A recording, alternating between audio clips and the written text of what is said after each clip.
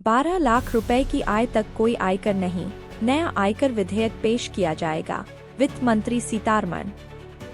उन्होंने कहा कि यह विधेयक अगले सप्ताह संसद में मौजूदा बजट सत्र के दौरान पेश किया जाएगा, जो 13 फरवरी को समाप्त होगा। वित्त मंत्री निर्मला सीतारमण ने पिछले बजट में की गई अपनी प्रतिबद्धता के अनुसार नया आयकर विधेयक पेश करने की योजना की घोषणा की है।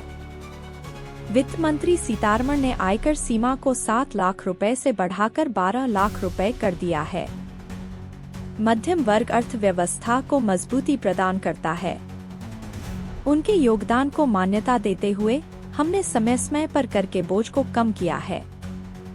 मुझे यह घोषणा करते हुए खुशी हो रही है कि 12 लाख रुपए तक की आय पर कोई आयकर नहीं लगेगा, वित्त मंत्री निर्मला सीतारमण ने कहा।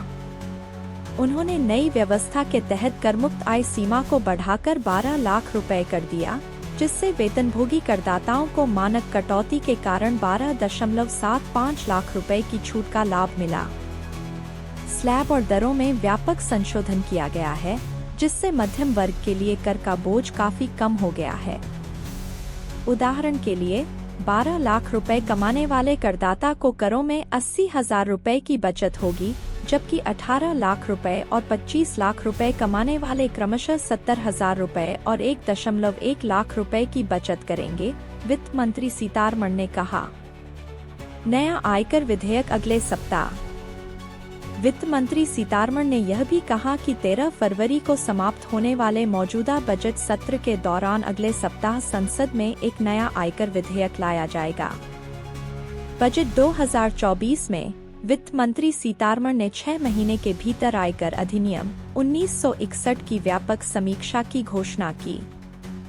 सरकार ने करों में छूट के लिए आयकर अधिनियम 1961 की समीक्षा करने का निर्णय लिया है।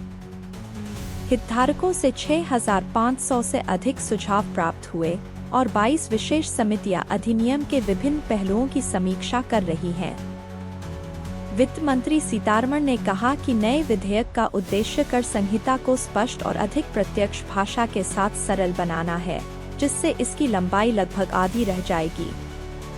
यह कानून को समझने में आसान बनाकर कर निश्चितता को बढ़ाने और मुकदमेबाजी को कम करने का भी वादा करता है। पिछले 10 वर्षों में हमारी सरकार ने करदाताओं की सुविधा के लिए कई सुधार लागू किए हैं, जैसे कि faceless assessment, tax payers charter, तेज रिटर्न, लगभग 99% रिटर्न स्वमूल्यांकन पर होना और विवाद से विश्वास योजना।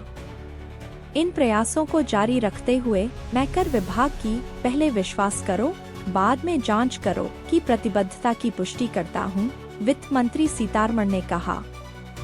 TDS और TCS को युक्तिसंगत बनाना।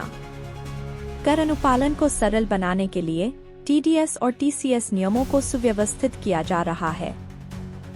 वरिष्ठ नागरिकों की ब्याज आय पर TDS छूट की सीमा दोगुनी करके 1 लाख रुपए कर दी गई है, जबकि किराए की आय पर TDS सीमा 2.4 लाख रुपए से बढ़ाकर 6 लाख रुपए कर दी गई है।